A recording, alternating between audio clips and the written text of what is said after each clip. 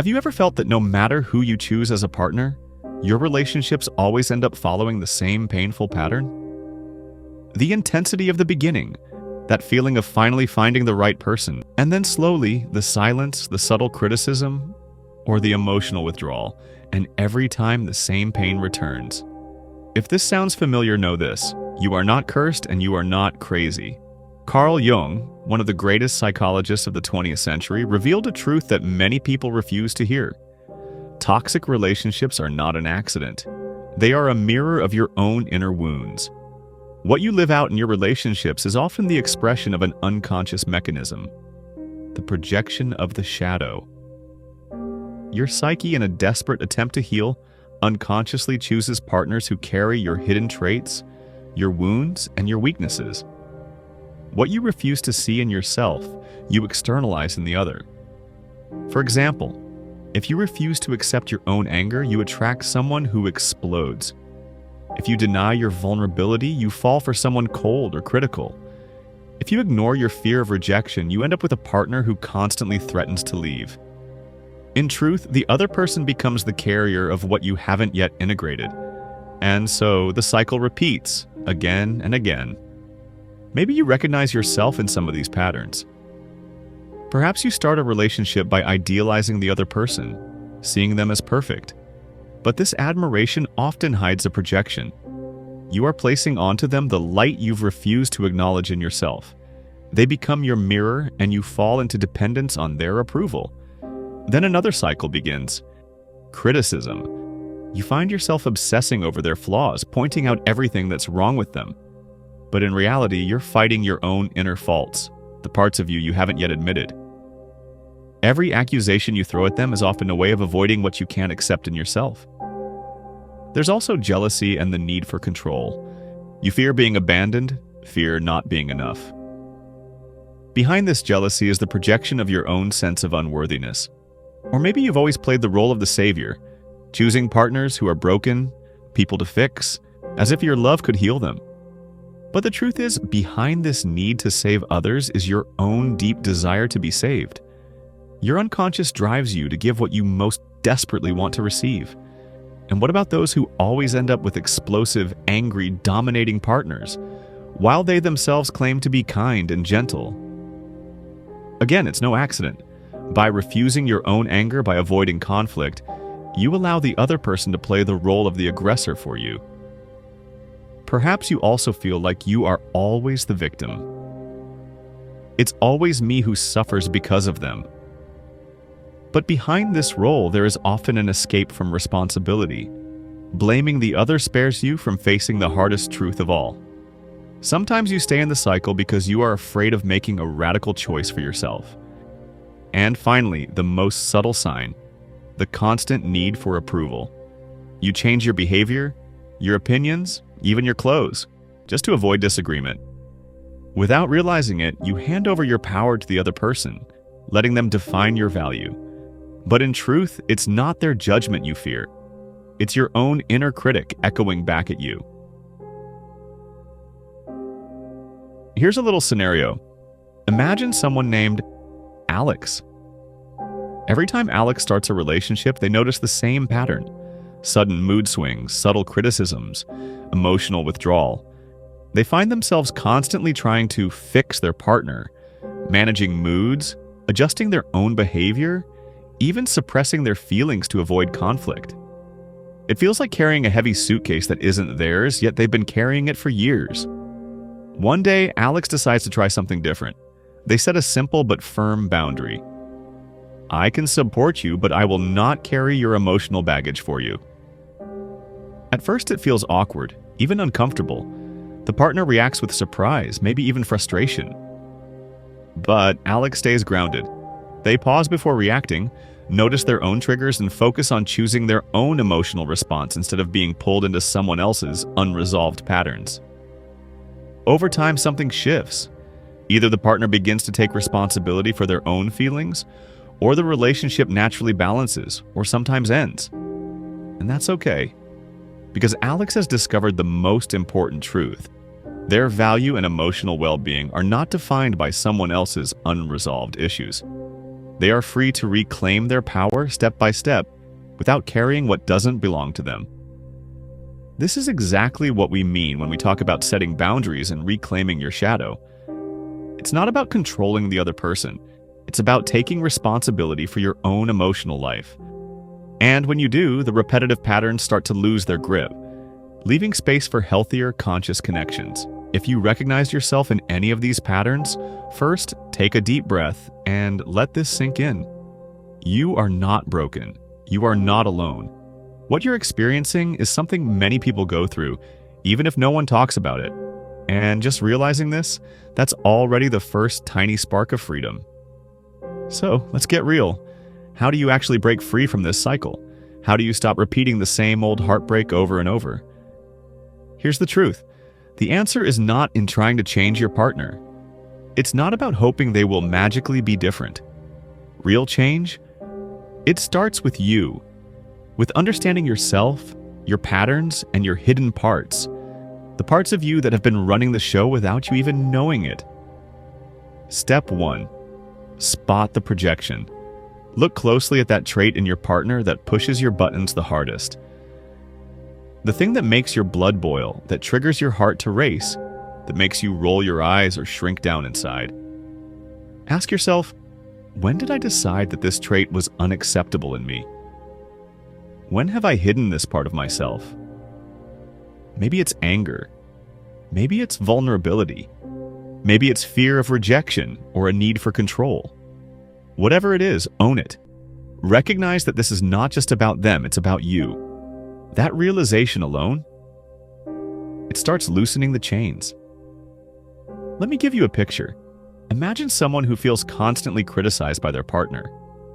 Every little comment feels like a dagger, but then you pause and you think, wait, am I projecting my own inner critic?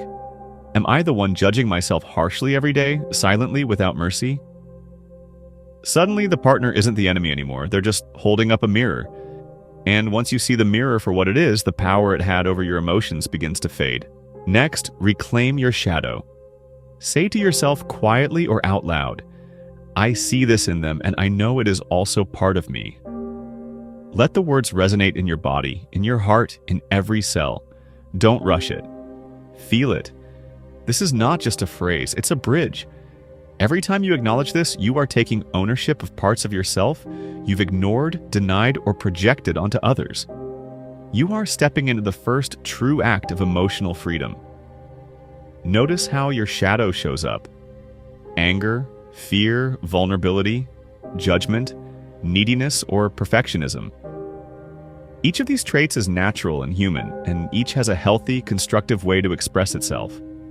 If it's anger, allow it to surface, feel it, and ask yourself, what is this trying to tell me?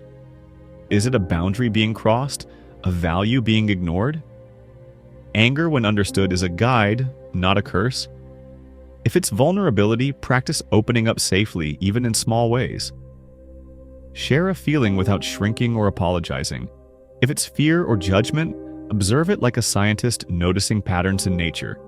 Neutral, curious, and non-reactive.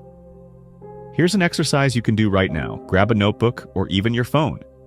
Write down the traits in others that trigger you. The things that make you tighten up, raise your voice, roll your eyes, or feel that knot in your stomach. Then, next to each one, write down the corresponding traits in yourself you may have ignored, denied, or suppressed.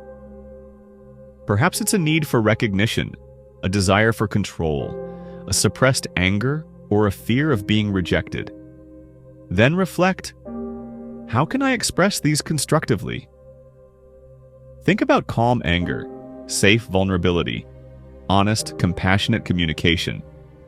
This is your blueprint for emotional autonomy, your map to reclaiming parts of yourself that you may have left outside for too long. Now let's talk boundaries. Boundaries are not walls to push people away. They are your sanctuary, your protective field.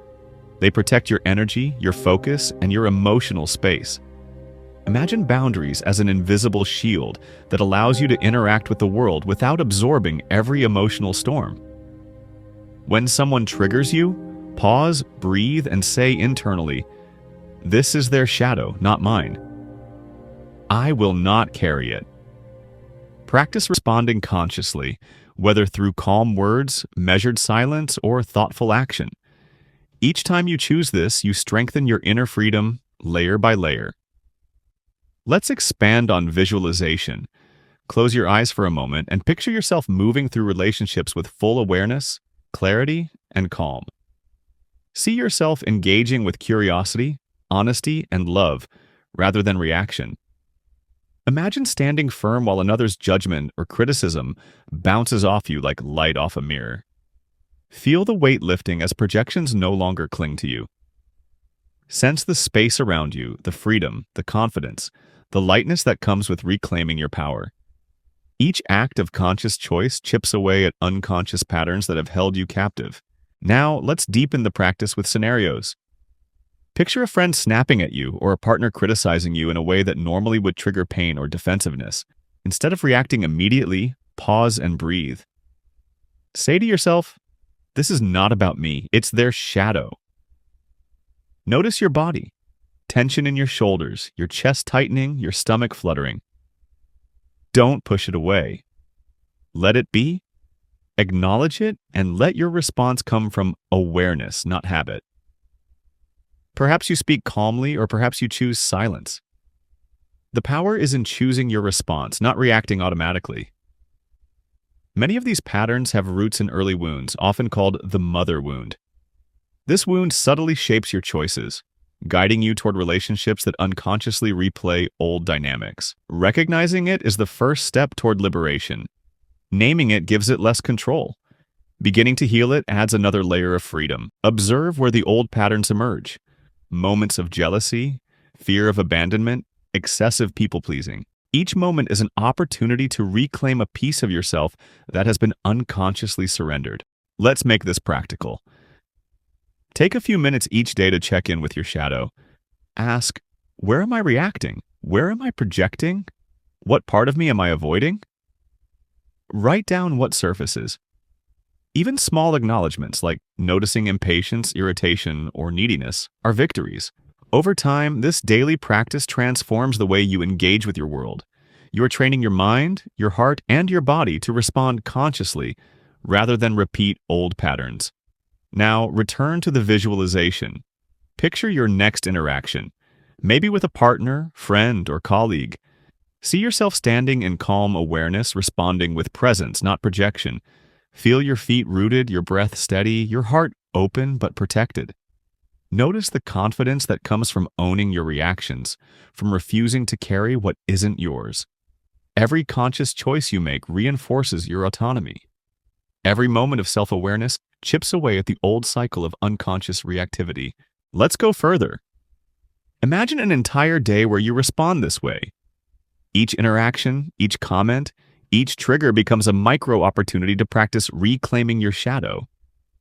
Observe how interactions shift, not because others have changed, but because you have changed. Notice the relief, the reduction in emotional tension, the increase in clarity. Notice how much lighter you feel when you stop carrying burdens that aren't yours. And yes, this is a practice. There will be moments when you fail, when your old patterns flare up, when anger or fear takes over. That's okay. These are opportunities, not setbacks. Observe, forgive yourself, and try again.